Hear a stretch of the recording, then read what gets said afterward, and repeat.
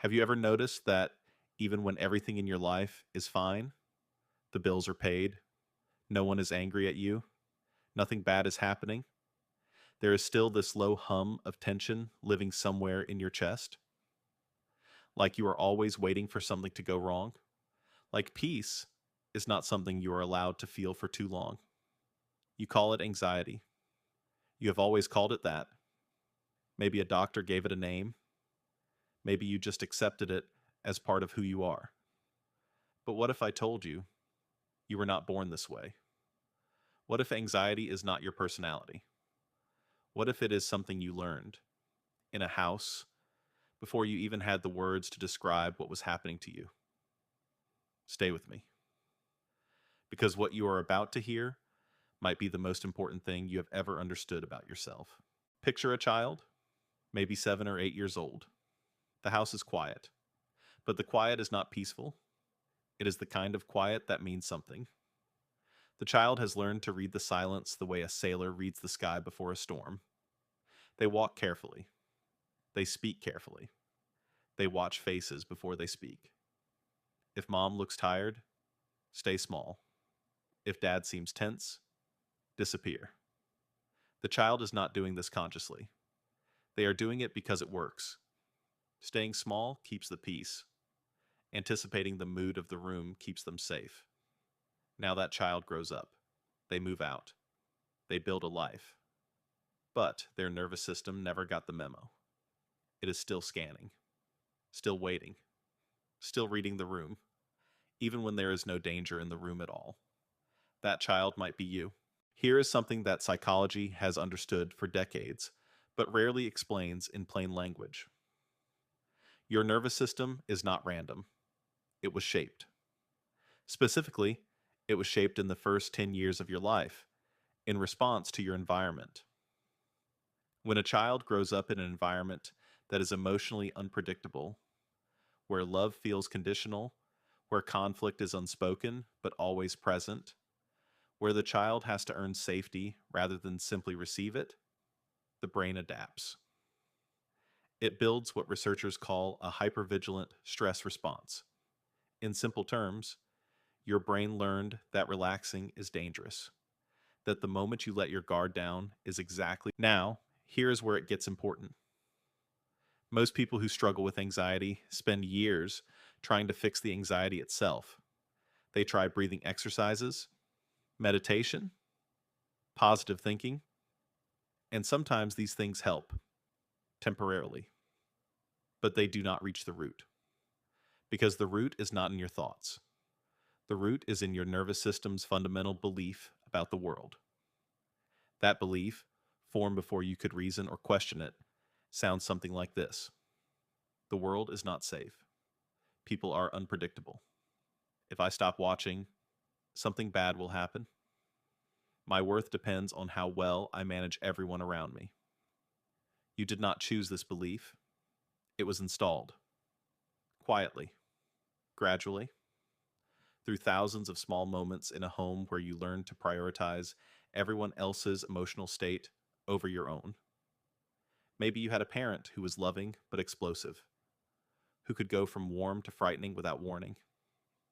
Maybe you had a parent who was chronically worried, and their worry became the air you breathed. Maybe no one was cruel to you at all. Maybe everyone simply expected you to be fine, to be good, to not need too much.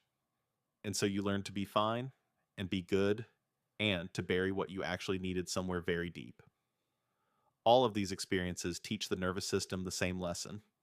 Your feelings are not safe to have. And an anxious adult is often simply a child who was never given a safe place to feel. Let me give you 3 portraits. See if you recognize yourself. The first person cannot receive a compliment without immediately discounting it. Someone says, "You did a great job," and something in them immediately thinks, they are just being nice. They do not really mean it. They will see the truth eventually.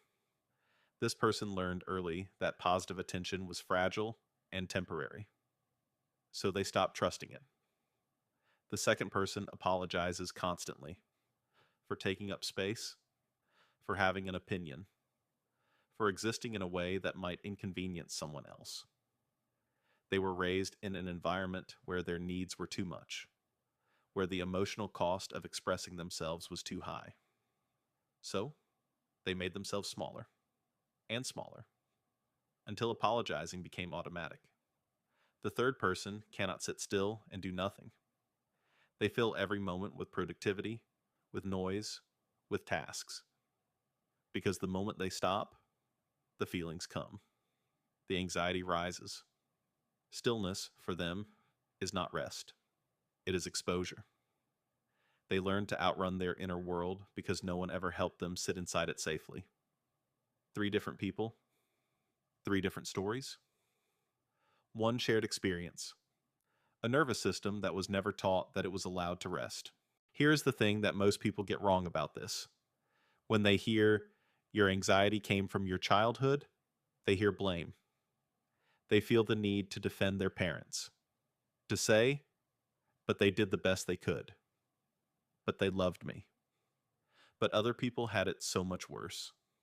All of that can be true, and it does not change what happened to your nervous system. This is not about blame. Blame asks, whose fault is it? Healing asks a completely different question. What happened to me? And what does my system need now? Your parents were likely shaped by their own childhoods. Their nervous systems were also trained by environments they did not choose. The anxiety you carry may have been carried by someone before you and someone before them. You did not start this, but you have the rare opportunity to end it.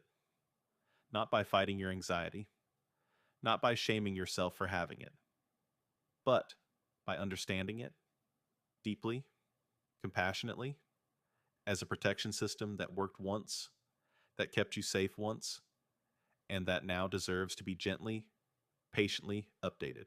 So, where do you go from here? The first step is the one you're already taking: understanding. Because you cannot heal what you cannot see.